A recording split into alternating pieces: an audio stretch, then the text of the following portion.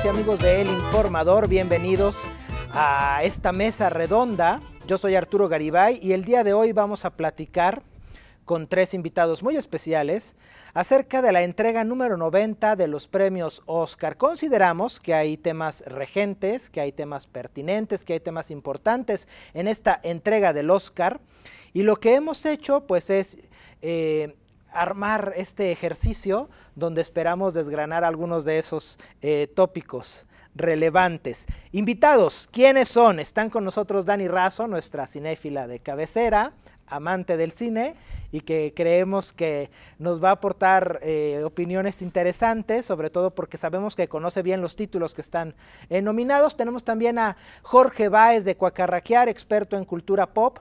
Y por último, también Jorge, muchas gracias por estar con nosotros. Y por último, Jonathan Alcaraz, lo conocen muy bien como conductor de La Guarida. Primer tema, entremos ya de lleno en esta entrega número 90 del Oscar y en estos temas regentes. La inclusión. Se habla mucho de que la Academia está tratando de diversificar sus ternas, encontrar más voces de diferentes orígenes para los nominados. Y por otro lado, hay detractores que piensan que hay un sistema ahí de cuotas que, bueno, habría que poner ciertos signos de interrogación ahí o asteriscos. Dani, ¿qué piensas de este tema de la inclusión? Bueno, yo opino que se tardaron mucho en empezar a incluir otro tipo de, nominados, precisamente porque ya se ve como cuota. Entonces yo creo que ahí está el problema. ¿Por qué lo vemos como cuota? ¿Por qué no aceptamos el talento que tienen y la nominación se la merecen, ¿no? Puede que sí. Ay. Sí. Ok. Entonces, bueno, a mí me parece que si lo hubieran hecho antes, empezar a incluir otros nominados que no sean siempre los mismos, que no sean siempre raza blanca o que no sean siempre hombres, estaríamos evitando el conflicto de se ve como una cuota, se ve como políticamente correcto. Y no puedo ser muy objetiva porque pues yo amo a Greta Gerwig y me encantó Lady Bird, entonces yo estoy fascinada con que esté nominada.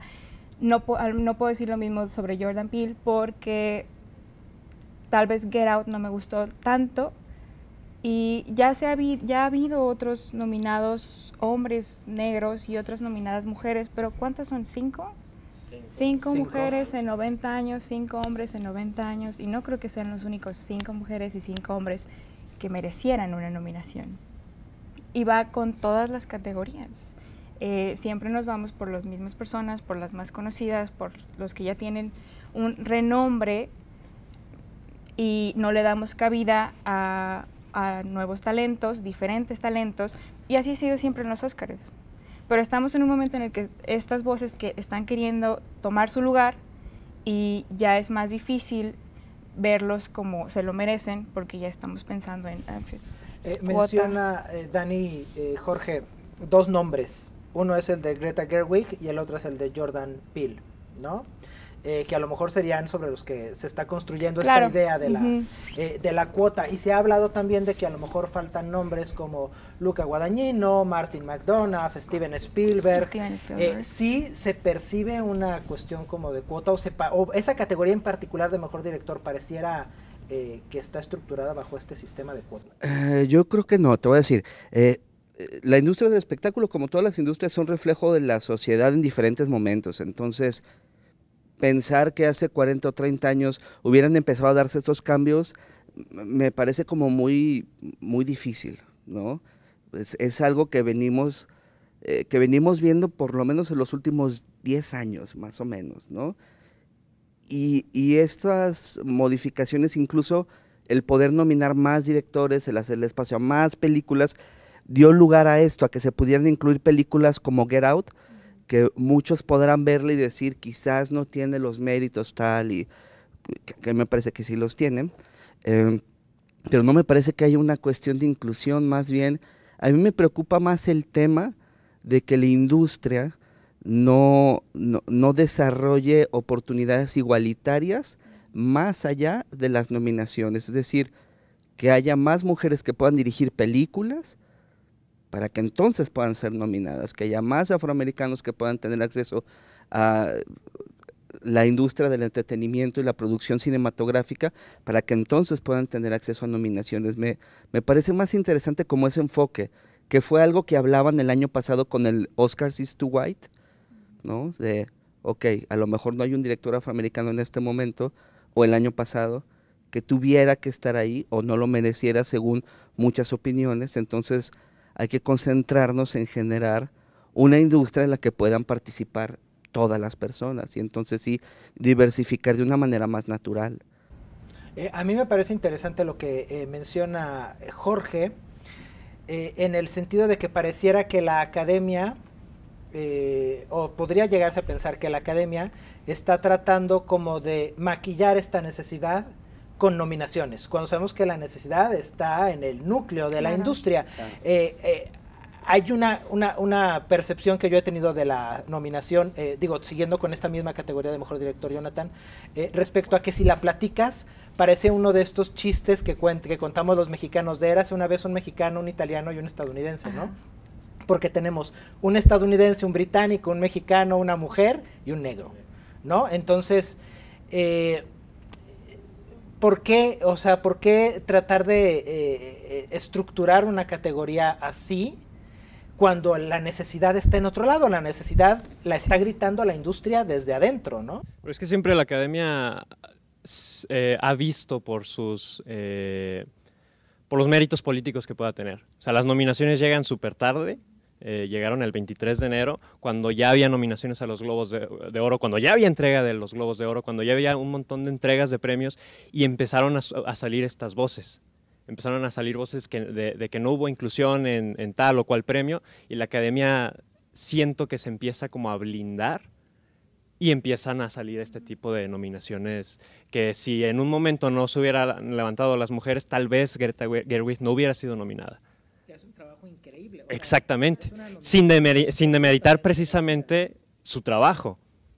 Si quien diga que esa es una nominación de cuota me parece que está completamente perdido. Y no hay que olvidar, Jonathan, que los Oscars son una carta de presentación de la industria del entretenimiento más importante del mundo al mundo, ¿no? Entonces, es la creación de estrellas, es el posicionamiento de ideologías, es el poder asegurar su permanencia como líderes del entretenimiento en el mundo. Entonces, qué difícil balance, imagínate tener esa responsabilidad encima. Siempre lo hemos visto, cada que llegan, siempre que hay una cuestión política previa a la entrega de los Oscars, siempre sucede algo en la ceremonia o siempre sucede algo en las categorías, siempre, siempre, siempre.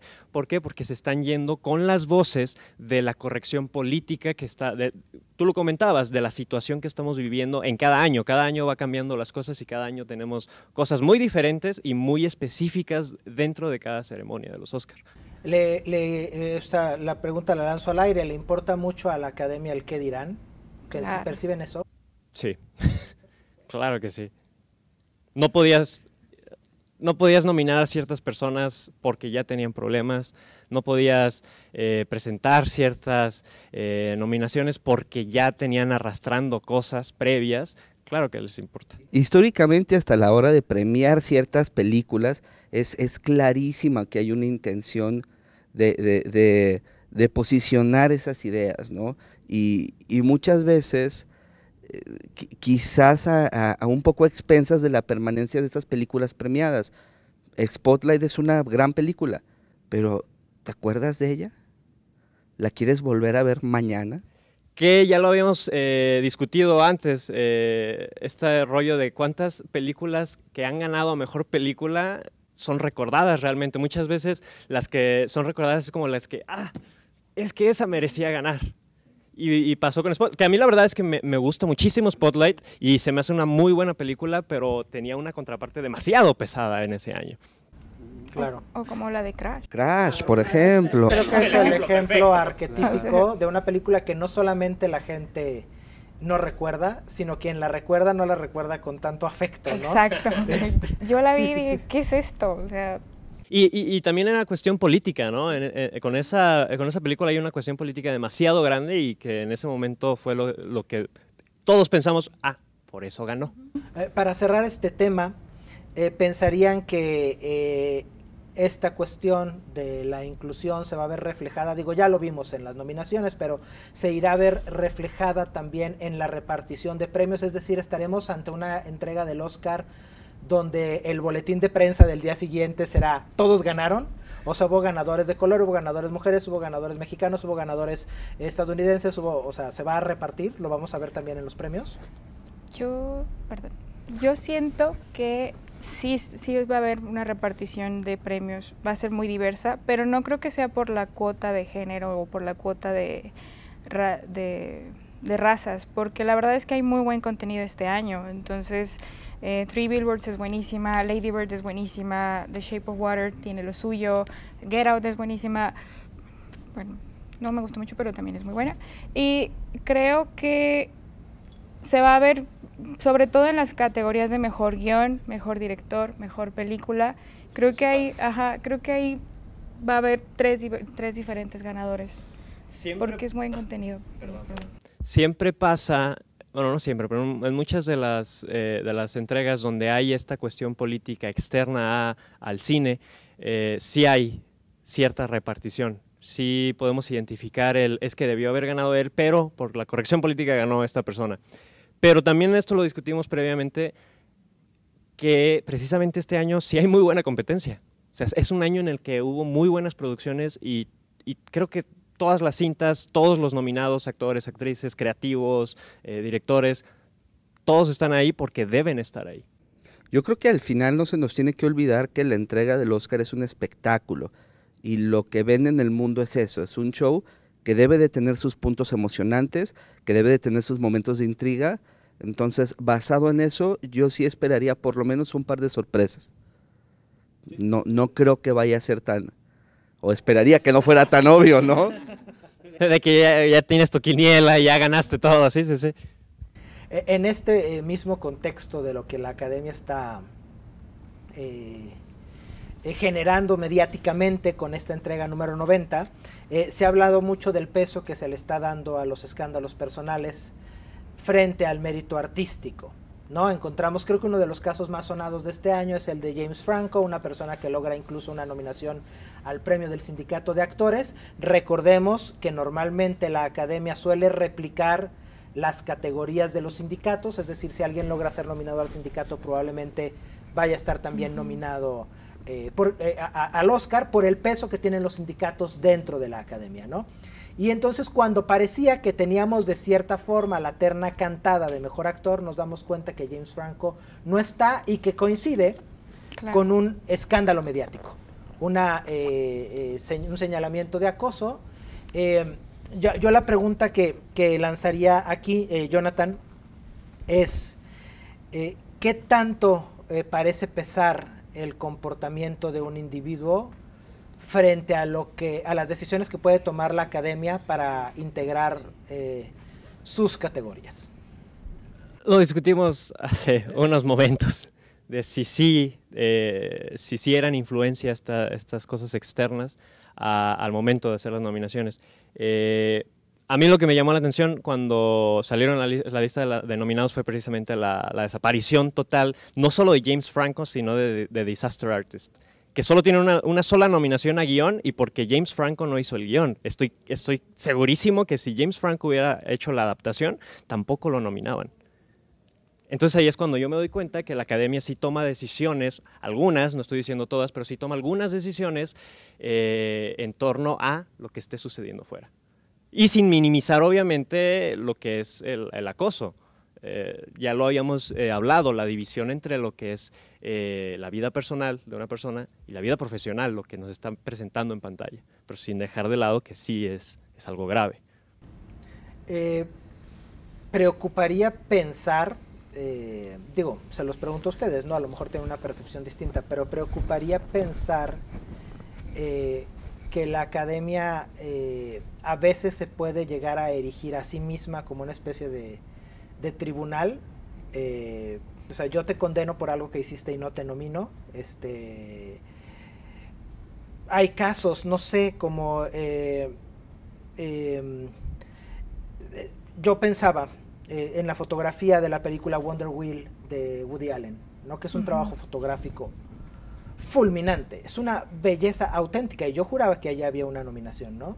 Es como, siento que a veces hay ahí una especie como de castigo, ¿no? Como te juntaste con Woody Allen, Claro. y es una entidad controvertida, ya no te vamos a juntar en el club. ¿Pensarían que puede llegar a pasar eso, o es como estar demasiado paranoico? Yo siento que ya está pasando. El tema de Woody Allen es muy delicado, entonces por supuesto que él se casó con su hija y es un pedófilo, lo que quieras, pero estamos llegando a un punto en el que hasta las personas que han trabajado con él están diciendo, lamento haber trabajado con él, y vamos, trabajar con Woody Allen es una plataforma, ¿no? Y nadie puede negar el talento que a lo mejor tuvo antes, porque ahora pues sus películas... No, pero por ejemplo, Annie Hall. Yo me acuerdo que leí un artículo en The Paris Review sobre Annie Hall. Es una película fantástica, a mí me gusta muchísimo. Y la cuestión es, ¿debería sentirme mal por gustarme Annie Hall sabiendo que es una película de Woody Allen? Entonces, es esta como dualidad de si me gusta una película de Woody Allen, si me gusta una película de James Franco, ¿estoy apoyando lo que haga en su vida privada? Entonces, claro que hay una paranoia, claro que la discusión tendría que llevarse ya a otro punto, a separar la obra del artista, y incluso hablar de eso ya me va a meter en problemas, porque... Justo contigo hablaba, ¿no? O sea, ¿cómo vas a defender una postura? Porque al defender una postura, normalmente hay un extremismo en este tipo de movimientos en el que tú dices cualquier cosa, por más sencilla que parezca, y tú ya eres tachado de lo peor, aunque estés defendiendo una postura profesional, del trabajo profesional de un actor. Es que sí son tiempos sensibles, ¿no? Pero yo lo que siempre hago es como remitirme a la historia. Entonces, sí está claro que Hollywood tiene una doble moral fuertísima, ¿no? Cuando Woody Allen gana el Oscar no se presenta porque tiene que tocar en su bar con su banda, ¿no? Pasa lo de las Torres Gemelas y hay una búsqueda de la Academia por la figura de Woody Allen en esa entrega de premios de 2001, después del ataque a Nueva York, y es un momento bellísimo en la historia del Oscar donde se levanta el telón, ves el skyline de Manhattan, de la película Manhattan, y ves que Woody Allen está en el escenario de los Oscars. Y es un momento importantísimo en su historia, porque después de décadas y de él ningunear y nunca hacerle caso, regresa, ¿no? ¿Para qué? Para platicar sobre su ciudad, para platicar sobre la importancia del cine. Y entiendo toda la cuestión de la vida personal y no lo minimizo, pero por favor, o sea, su importancia dentro de la industria y la historia del cine es innegable, ¿no? Entonces, a mí me preocupa más de este tema de una constante doble moral, ¿no? Este silencio que muchas personas tuvieron durante muchos años porque era conveniente guardarlo porque te aseguraba un papel en una producción de Harvey Weinstein, que es la persona que más Óscares ha logrado en la industria, en la historia del cine, ¿no? Entonces, a mí me parece incluso un poco chocante eso. Sí, pero eso lo vimos justo en los Globos de Oro, o sea, regresando con James Franco. Nadie habló sobre James Franco, por ahí sí hubo algunas declaraciones previo a este suceso de los Globos de Oro, pero justo cuando gana el Globo de Oro empiezan a salir todas. Claro, claro. Y hay una intención también clara de no repetir lo que pasó el año pasado con Casey Affleck, que fue después de ganar el Oscar, sube al escenario y creo que era Kate Winslet quien se lo entregó, Brie Larson, y que ella ni lo felicitó y guardó distancia en un pronunciamiento muy claro de tú tienes acusaciones de acoso, ¿no? Y obviamente no estoy minimizando esa parte, pero me parece bien interesante eso. Hay una línea muy delgada, o a veces creo ya inexistente, entre el legado artístico de una persona y su vida personal, que entiendo que se mezclan, entiendo que las dos tienen un peso importante, pero híjole, mantener ese balance a mí me parece bien difícil, ¿no? Y aparte está esta situación que creo que a veces se nos olvida en lo general, que el hecho de ser acusado de algo no forzosamente implica que eres culpable, ¿no? Claro. Todo el mundo es inocente hasta que se demuestre lo contrario. Hay casos como el de Harvey Weinstein, que ya son muy evidentes, son demasiadas voces, son demasiadas las evidencias. Ya hay situaciones legales. Hay situaciones legales donde ya se ha establecido una culpabilidad, pero hay otras situaciones donde alguien levanta la mano y dice, él me vio de una forma que no me gustó, Y entonces, a ver, hay todavía que hay una curva dramática en esto, ¿no? Que tiene que llegar a lo mejor era un chavo que no sabe ligar y solo... Sí, a lo mejor era una persona que era incompetente en el término de las relaciones interpersonales y no iba más allá, digo, ¿no? Como entonces, el caso de Aziz Ansari también, le dieron el de Globo Aziz de Ansari, Oro claro. y el día siguiente sale el artículo en no sé qué portal de una mala cita, que todo apunta que fue una mala cita, y ya quieren casi cancelar su programa, que es muy bueno. Y es que terminamos por encontrarnos con esta situación en la que como individuo contaminas tu trabajo artístico, pero no hay que olvidar que al final del día el trabajo artístico es el que hace contacto con el ser humano, ¿no? Es el que se queda con el ser humano, salvo esos casos donde existe un culto a la personalidad y hay personas que le rinden tributo a nivel de fanático a ciertas personas. La mayoría de nosotros en realidad estamos como más casados con la obra que con el individuo. A veces ni siquiera nos podemos acordar quién dirigió o quién escribió tal cosa y pensamos, es que el guión de tal película es una maravilla y no te puedes ni acordar de quién lo escribió, ¿no? Hay un artículo en The Guardian que me tocó leer que hablaba precisamente de esto y arrancaba la pieza de The Guardian con una reflexión sobre Caravaggio, ¿no? Y decía, güey, todo el mundo admira a Caravaggio, ¿no? O sea, el legado pictórico de Caravaggio, y vas y lo ves a los museos y lo admiras tremendamente. ¿Qué pasa? Va a pasar el día que alguien levante la mano y diga, Caravaggio tuvo acusaciones de asesinato en su tiempo, vamos a quitar las pinturas de Caravaggio de los museos, aunque hayan logrado tocar las fibras de tanta gente a lo largo de tantos años. Y ahora estamos hablando de los premios de la Academia, donde se supone que lo que se está premiando es lo mejor. Cuando un actor, hablando de un actor, hace su mejor trabajo, te olvidas del actor. Lo hablamos en un Facebook Live con Churchill, de Gary Oldman. O sea, tú estás viendo Las horas más oscuras y no estás viendo a Gary Oldman. O sea, te olvidas completamente del actor. Entonces pasa esto. ¿Qué tal si un día sucede algo de que acusan a Gary Oldman de cualquier cosa? Te vas a olvidar de su actuación como Churchill, te vas a olvidar de todas sus actuaciones camaleónicas que ha hecho en toda su carrera y que lo ha hecho perfectamente. Y el tema que tú planteas también es bien interesante, porque si hay una intención de muchas personas de que te tienes que sentir mal si aprecias la obra de, ¿no? Si hay una condena fuerte y te quieres sentir mal, entonces no escuches a los Beatles, porque John Lennon abandonó a su hijo, ¿no? Es decir, estos íconos encumbrados, todos tienen una historia, todos tienen un pasado. Eso no quita que Harvey Weinstein sea una persona asquerosa, ¿no? Pero tampoco quita el hecho de que, por lo menos a mi generación de los 90, el nombre de Miramax significara películas increíbles, ¿no? Que fuera un sello de que ibas a ver una película como no se hacían en Hollywood. Y eso para mí es muy importante. Las películas de Miramax me formaron como cinéfilo. Pulp Fiction, Amélie, muchísimas más. No puedo negar esa parte. No voy a quemar mi colección de soundtracks, no voy a quemar mi colección de películas de Miramax, ni voy a bajar mi post de Pulp Fiction porque lo produjo Harvey Weinstein, ¿no? Es complicado. Porque finalmente lo que te toca es el arte, es la pieza artística, es la obra, no es el individuo. O sea, no lo piensas en términos de individuo, piensas en términos de obra, y creo que todos podemos, creo, más bien se los preguntaría, ¿no? Podemos marcar esta frontera y decir, desprecio a la persona pero aprecio su arte. Pues no es como que podemos, más bien es como que deberíamos, ¿no? O sea, si a ti te gusta el cine... Esa es una opinión sumamente impopular, de verdad, sí lo es, ¿no? Es muy impopular, pero pues cada quien que disfruta el arte que prefiera y como prefiera, ¿no? Porque hace rato lo dijiste, estamos en una etapa muy sensible. Que no está mal. Está buenísimo que salgan todas estas acusaciones de personas que han abusado de personas, ¿no? Harvey Weinstein acabó cuántas carreras, ¿no? De personas muy talentosas que podrían haber destacado y llegado a niveles muy importantes. Sí, es una persona asquerosa, ni modo. Claro, creo que lo importante al final del día podría ser, tal vez, que estos señalamientos nos lleven a encontrar una industria más limpia y más justa, donde no tengas que pasar por este tipo de lodazal para poder lograr cosas? Por lo menos más justa, limpia me parece imposible.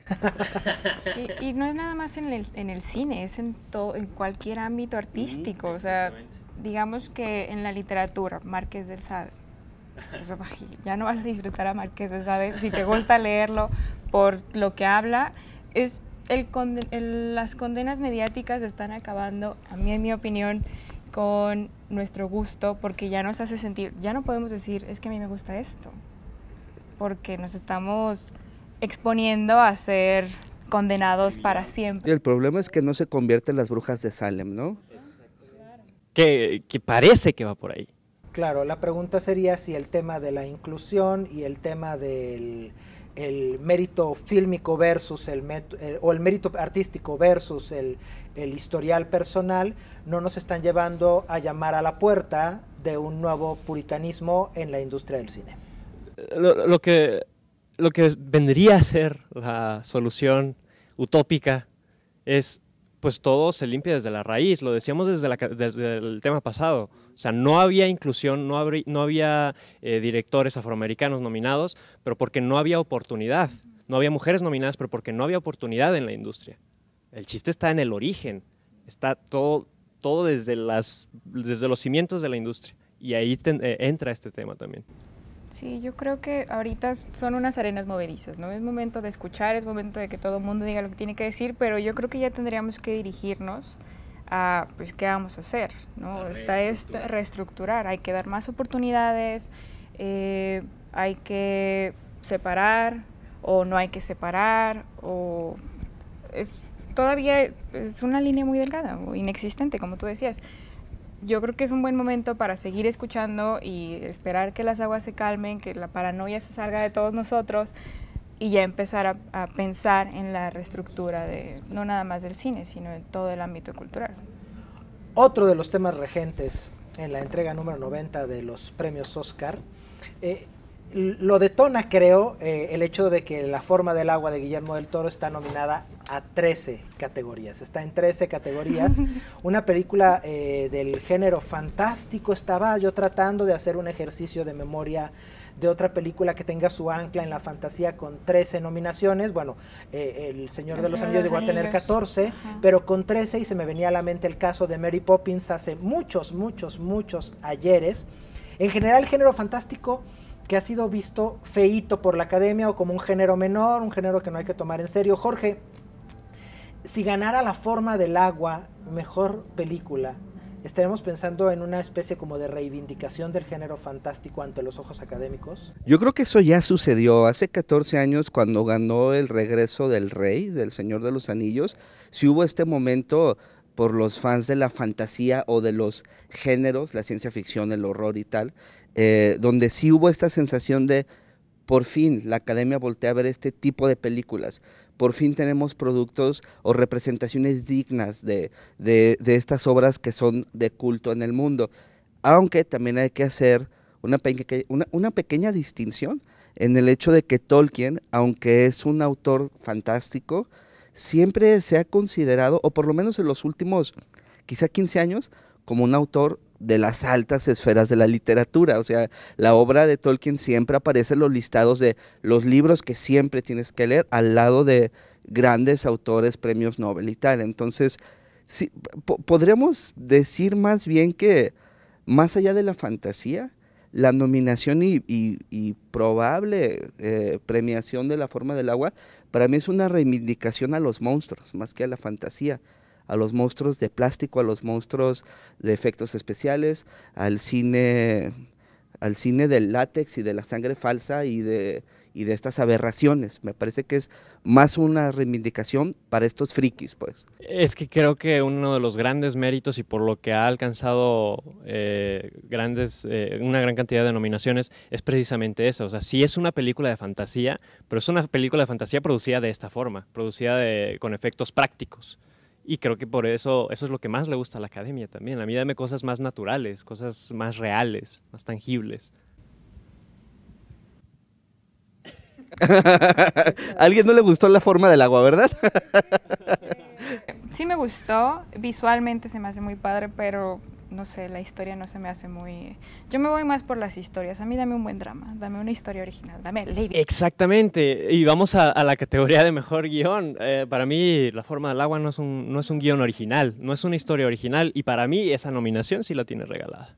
O sea, el mismo Guillermo del Toro dice, ya lo hemos visto. En entrevistas se lo ha dicho, es que es una historia que ya hemos visto. Pero ¿cuántas historias no hemos visto, Jonathan? Hay 5 o 6 historias básicas y todas esas se reinventan para poderle dar giros y presentarte historias que puedan tener algunos cambios y que te enganchen como espectador. Bueno, eso sí es cierto. El sustento ahí es los griegos ya lo hicieron todo, ¿no? Exactamente, claro.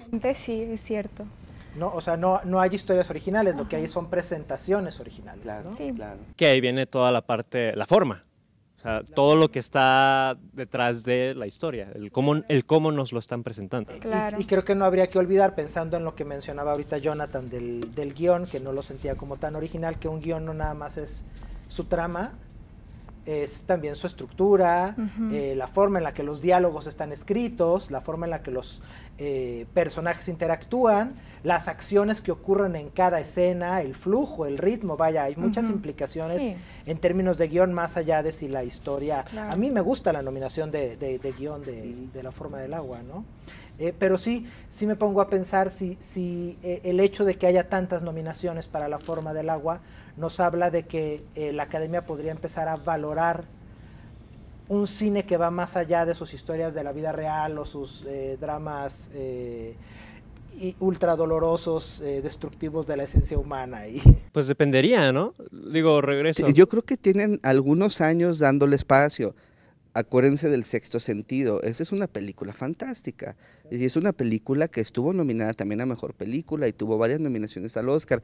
Tienen algunos años tratando de no ser tan estructurados a que solamente películas con personajes que súper atribulados y que tienen todo en contra, o que tienen una discapacidad, o que tienen una enfermedad terminal, o que tienen que enfrentar los grandes retos del ser humano. Exacto, sí, exacto. Tienen según yo, tienen algo de tiempo tratando de ser más incluyentes, para decirlo de nuevo. Sí, nomás ahora con el mundo de lo fantástico y lo friki, quizás. Claro, yo creo que podríamos hablar de reivindicación cuando piensen en Andy Serkis como mejor director, actor. Esa es una buena, eso es una muy buena. Claro, ¿no? O sea, cuando, si nominas actores que construyen su físico con maquillaje prostético, ¿por qué no pensar en un actor que logra construir a un personaje con nodos pegados en su rostro? Claro. ¿No? ¿Y qué personajes son? O sea, de una manera tan rotunda, ¿no? Sí. Por supuesto. Creo que se manifiesta esta presencia de lo fantástico también de otra forma en esta entrega, y que me resulta a mí en particular muy interesante y me gustaría mucho conocer su opinión. Y es el caso de Logan. Logan está nominada como mejor guión adaptado. Estamos hablando de un personaje, híjoles, creo que es el personaje insignia de la mitología Fox Marvel, ¿no? Marvel Fox, como lo quieran ustedes poner. Un personaje que tomó 17 años construirlo, porque creció en estos 17 años. La nominación es para James Mangold y sus co-guionistas, pero creo que la implicación va mucho más allá, ¿no? ¿Qué piensan de esta nominación a mejor guión adaptado de Logan? Que además creo que es una nominación de más que debió tener. Exactamente, ese es el detalle. Y regresamos a lo de la inclusión. Normalmente a las películas basadas en historietas las dejan fuera. ¿Por qué? Porque ya habíamos dicho, ¿no? La Academia se fija más en la forma, se fija más en el cómo me estás presentando las cosas, y se van por la fácil, por decirlo así, porque obviamente no es fácil hacer una película de ese tipo, y por eso les dan las categorías técnicas. Mejores efectos visuales, mejor soundtrack, mejor... y acá con Logan sucede de una forma muy distinta, porque también nos presentan una película muy diferente a lo que es una película de superhéroes. Es una película más sobria, es un drama, o sea, vámonos desde ahí, es un drama. Y yo estaba feliz cuando vi la nominación a Mejor Guión Adaptado. Creo que la misma película logra muy bien lo que fue Old Man Logan y un montón de cómics más que rodean a la construcción de esta película. Y sí, para mí sí debió haber tenido tal vez un par de nominaciones más, pero me gusta que estén también fijándose un poquito más en estas categorías de alta en películas de superhéroes. Pues yo les voy a dar la contra otra vez, muchachos. Es que yo creo que sí ha habido espacios para estas películas. Superman del 78 tuvo nominaciones al Oscar. The Dark Knight tuvo nominaciones al Oscar. Ahora Logan también tiene nominaciones al Oscar. Entonces, no todas las películas de cómics merecen estar en el Oscar. Yo creo que no. No todas las películas fantásticas o de terror o ciencia ficción tienen que estar en el Oscar. Yo creo que no. Me sorprende la nominación de Logan. Sí, me da gusto. También me parece muy padre que la película se considere su guión para estar en esas grandes ligas, ¿no?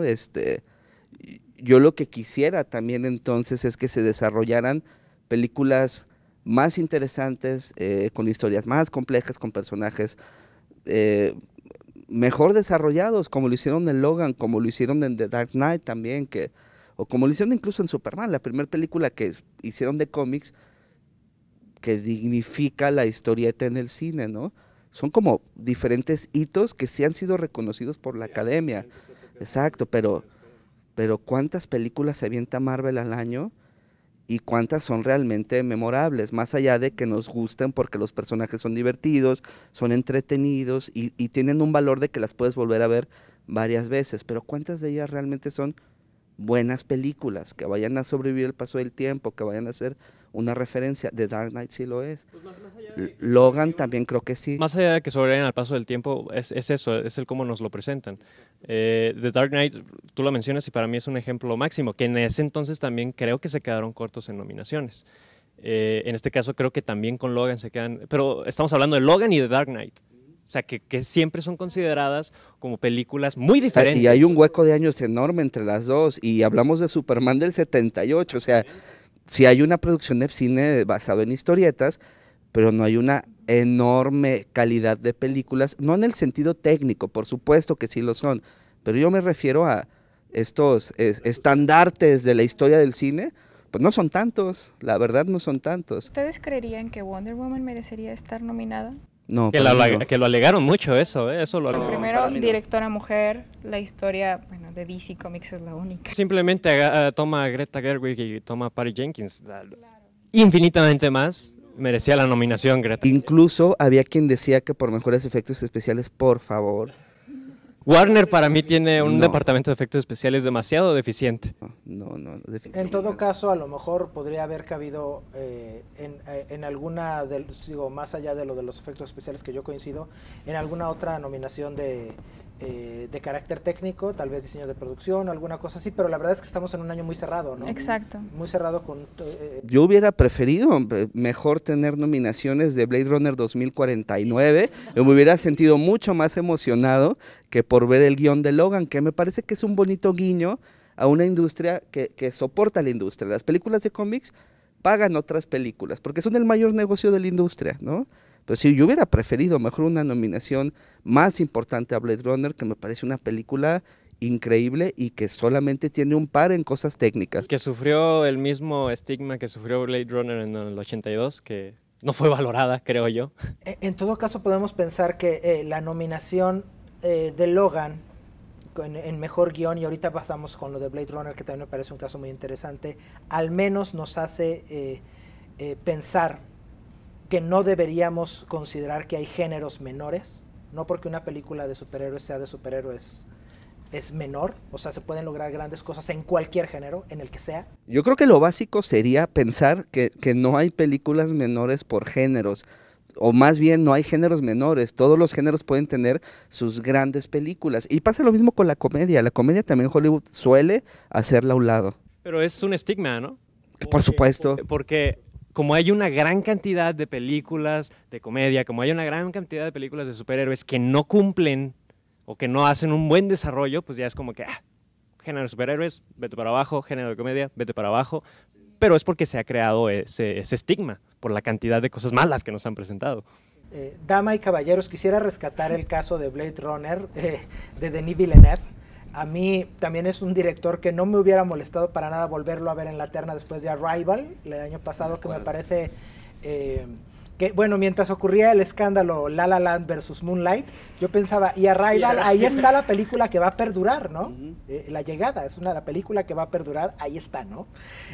Pero, ¿qué piensan que ocurrió con Blade Runner? ¿No creen que debería de haber recibido un poquito más de atención y apapacho? Por todos, no solo por la academia. Decíamos, le pasó lo mismo que a Blade Runner del 82, que la hicieron a un lado. En ese momento Ridley Scott decía, es que no están preparados para esto, estoy un paso más adelante. Acá sucede lo mismo, que sí tiene por ahí sus fallas en lo que decían la cuestión de ritmo. La gran cantidad de personas de audiencia que fue a ver Blade Runner era lo que se quejaban, es una película aburrida.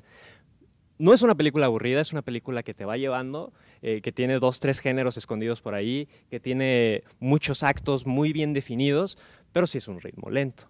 Y muchos no estamos acostumbrados o no están acostumbrados a un ritmo lento, entonces le fueron haciendo a un lado. Claro, es que si nuestras referencias de ciencia ficción son las películas de Guardianes de la Galaxia y las cuestiones de ritmo que tenemos de referencia son que cada 3 segundos tienes que hacer un corte porque si no la audiencia se va a aburrir, pues estamos en el hoyo y no hay espacio para películas como Blade Runner, que sí encontró su nicho y me parece que el tiempo la pondrá en su justa medida. A mí me parece que es una gran película. Pues como decía Ridley Scott en el 80 y tantos, no estamos preparados para eso todavía. Recuerda un poco el caso de El Resplandor, ¿no? Una película que cuando se estrenó fue vilipendiada y tratada con la punta del pie por la crítica, que la academia la vio feo, y hoy es una de las piezas de culto de un género, ¿no? Es una de las piezas de referencia, totémicas, desde las que tienes que ver, ¿no? Qué fuerte. En fin, pues les quiero agradecer el haber estado con nosotros en esta mesa redonda. Muchas gracias por acompañarnos. La próxima entrega del Premio de la Academia, la número 90, será el 4 de marzo a las 5:30 de la tarde. Arranca la parafernalia, el desfile, la cosa del vestido, la pipa, el guante, con el red carpet. Una hora después podremos comenzar a ver la ceremonia y ver cómo, creo que estamos todos convencidos, estos 3 temas medulares que tratamos hoy seguramente se estarán manifestando a lo largo de la entrega que conducirá Jimmy Kimmel una vez más, después de la confusión del año pasado y todo, pero creo que Jimmy Kimmel hizo como un buen trabajo. Gracias, Dani, por habernos acompañado hoy. Muchísimas gracias también, Jorge, por haber aceptado sumarte a esta experiencia de la mesa redonda rumbo al Oscar 90. Y Jonathan, también muchas gracias, no solamente por estar aquí en la mesa, sino también por haber tenido la iniciativa de juntarnos a los 4 a platicar de cine rumbo a la entrega del Oscar. Yo soy Arturo Garibay y nos vemos próximamente. Espero que hayan disfrutado mucho de este trabajo y también que disfruten mucho de la entrega del Oscar. Hasta la próxima.